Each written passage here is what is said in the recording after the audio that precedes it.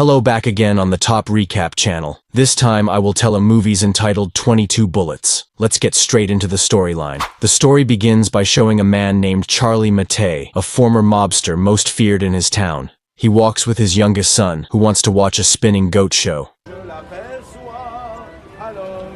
Charlie dropped him off and asked him to wait there while he parked the car in the basement.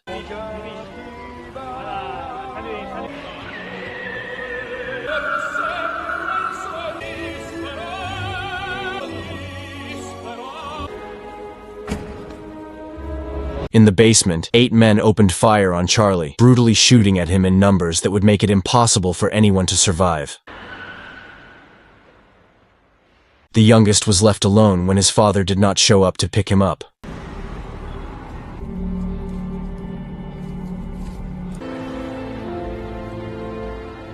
The incident immediately shocked everyone in Marseille, including the police chief and one of his members, Marie Goldman. Marie was directly appointed by the police chief to investigate this case and find out who the shooter was. Retirer les affaires pour se consacrer à ses 2 enfants. Est-ce que vous croyez que ça me fait plaisir de travailler au milieu des vautours? Il y a 10 ans, un règlement de compte à cause de sa seconde. Je l'ai croisé une fois quand j'étais aux Mœurs, je débutais. Toi, Mattei, tu l'avais déjà rencontré? Since this incident, it has been revealed that Charlie Mattei was a former mobster who was once the most feared ruler in the city of Marseille. When he was young, he started his career as a mobster and managed to build his own business empire, including nightclubs, karaoke, gambling establishments, casinos, massage parlors, hotels, cafes, restaurants, and many other businesses. It's been 3 years since Charlie decided to repent and retire, selling his business empire to 2 active mobsters, Zacchia and Aurelio. They are both considered brothers to Charlie, which is why he entrusted his empire to them. Zacchia himself is seen hanging out with his family when he gets news of the incident that happened to Charlie. He is quite surprised to find out that Charlie is still not dead, and that's when we are shown Zacchia's arrogant character, who immediately snaps his men just for not knocking on the door first. Just like Zacchia, Aurelio is also ruthless, even more ruthless when he shoots his own men who were caught stealing some of the organization's money for his mother's medical expenses. Je vais te faire confiance même si... Comme un ami, précisément. Prêt? Both of them are merciless, intolerant, and never forgiving, so they are already a perfect fit as business partners. Meanwhile, Charlie was seen lying in the hospital and was visited by Marie, who immediately questioned him. But Charlie still couldn't answer. Even enduring 22 bullet wounds was too much for him. No. Long story short, night falls. We see a man disguised as a doctor sent to kill Charlie in the hospital. However, Charlie survives and escapes death thanks to Marie, who has moved him to another place.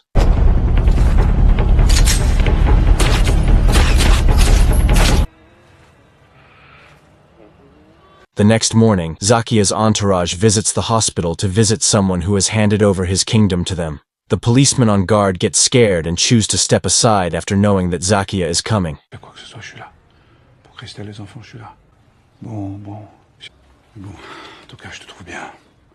Charlie, je retrouverai ceux qui t'ont fait ça, je te promets. After Zacchia leaves, the doctor comes and tells them that some of Charlie's nerves have been severed, resulting in the fingers of his right hand becoming numb or unable to move anymore. Charlie, now retired from the mafia, and his former men meet someone who knows the shooter.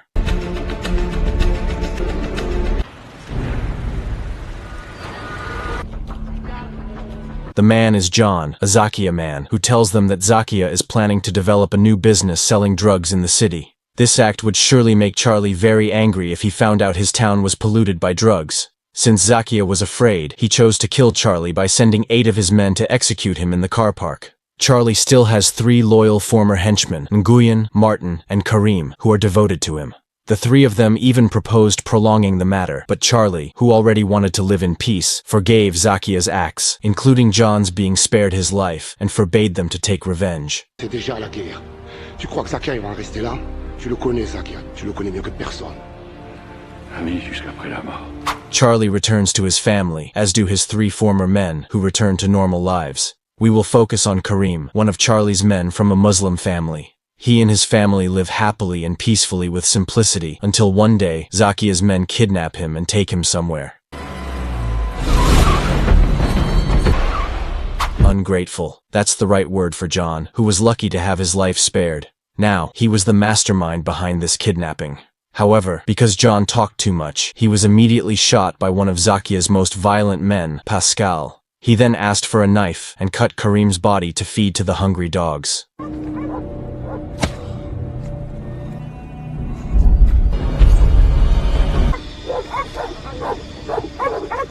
Merci.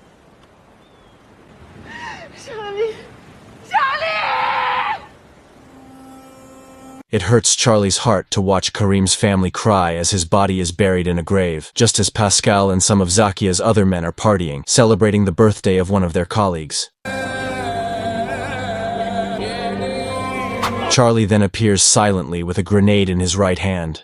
Charlie's arrival here was not to slaughter them all, but to give Pascal and the others a warning and a chance to go home and meet their families. They were given time to mourn their mistakes, to feel the anxiety of being hunted by someone, to fear death because whether it was tomorrow, the day after, a week, a month, or a year from now, Charlie would come back to kill them one by one, starting with killing one of them who has no family at all. Un visage découvert, c'est une question de respect. Tout le monde a compris? Bastien. Meanwhile, Charlie's family has been moved to a safe place with Nguyen, who will be her bodyguard. Meanwhile, Charlie continued his hunt by killing Papalardo right when he was on a pilgrimage to his son's grave. He then voluntarily gave himself up to die after learning the fact that there was never a single person who escaped from Charlie Mattei. This incident certainly caught the attention of Marie, who had not finished solving the Charlie shooting case. Now, she must face a new case with the death of one of Zakia's men. Marie then decided to meet Zakia at his residence to seek information. Perhaps Zakia knew who was behind the deaths of two of his men. Although Zakia knew that Charlie was the culprit, he claimed not to have any information to give. Of course, if he tells the truth, Marie and the police will investigate further, which will lead back to him. So, the only way to solve all this is to kill Charlie, who should have been dead from the beginning. Mais si vous continuez à ne rien faire, je pourrais m'énerver pour de bon. C'est une menace? Zakia also assigned one of his men to mess up Charlie's house to find his hiding place. Sure enough, Martin immediately went to see Charlie when he found out that his house had been ransacked, without realizing that he was being followed by Zakia's troops. They immediately attacked his hiding place.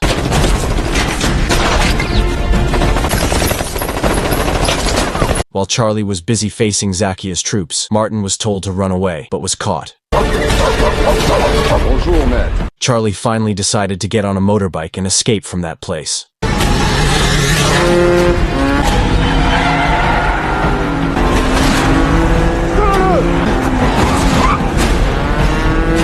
Deliberately, Charlie dropped himself right in front of the police so that Zakia's troops could not attack him. Meanwhile, Martin had to be interrogated directly by Zakia, who said that next time he would tell whatever he knew. Eventually, it is discovered that Martin, one of Charlie's 3 loyal men, is in favor of Zakia and is involved in the shooting in the opening scene. Back to Charlie, who is taken to the police station to be questioned by Marie. There, Marie provides information about something she found at the crime scene, that of the 22 bullets aimed at his body, 6 shots were deliberately aimed to miss. Thus, of the 8 shooters, there was one who did not seem to really intend to kill Charlie.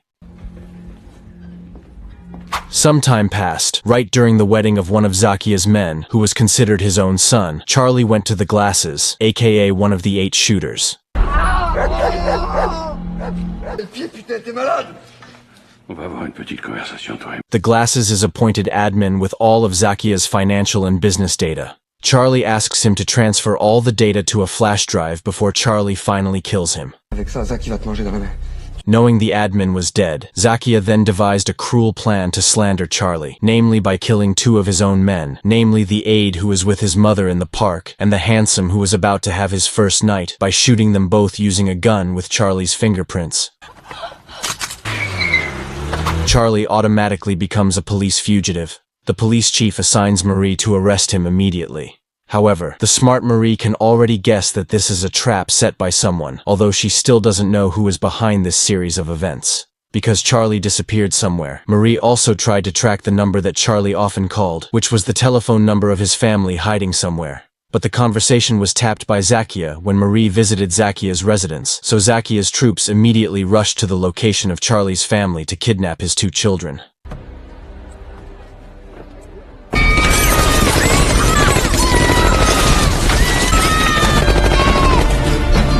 Nguyen died in the incident, while his eldest son was found battered on the side of the road and deliberately released as a messenger that if Charlie did not immediately surrender to Zakia, they would kill the youngest son. Hearing that his children were involved in this matter must have sent Charlie's heart into an uproar. The only person he can turn to for help is Marie. Charlie asks Marie to spread the news of the police's success in arresting him so that when Zakia is caught off guard, he has time to save the youngest child.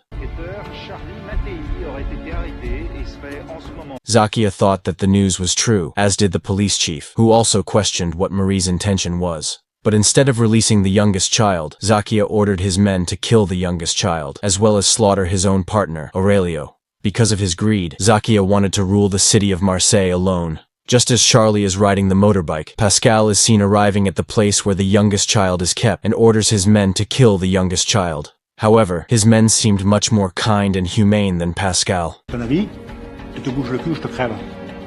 He chose to save the youngest child by resisting the order, so he had to die at Pascal's hands.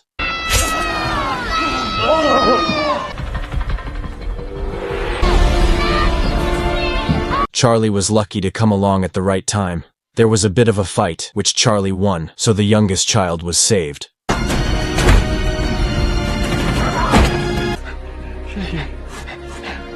Meanwhile, Aurelio and his troops were found slaughtered, so Zakia thought he was the winner of this tension.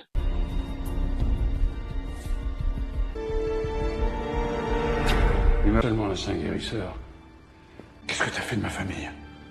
Zakia didn't expect Charlie to come after him in his own home. He didn't make any defense and was openly honest about his fear of Charlie. If there was anyone who stood in the way of his goals, it was definitely Charlie. Sure, they both grew up together as criminals, but the city of Marseille is far more afraid of Charlie than Zakia. So, the only way to change that is to kill Charlie. With all that has happened, Charlie still seems unsatisfied if he just kills Zakia now. This gives Zakia time to fight back, and the situation is reversed.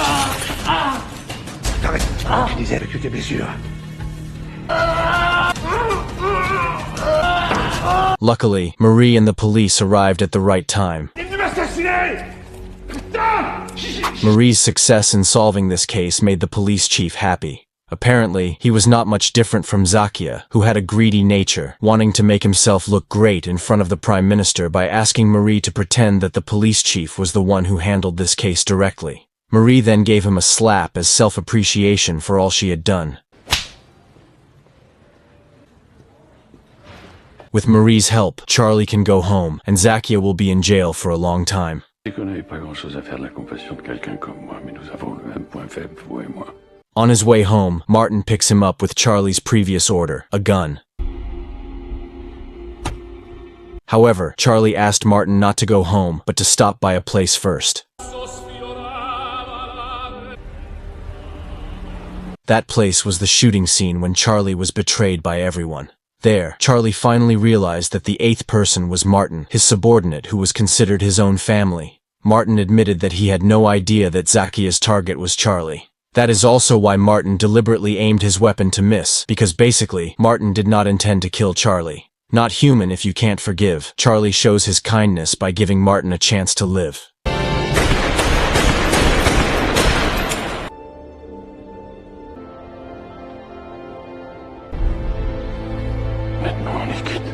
The film ends with Charlie playing with his family on the beach.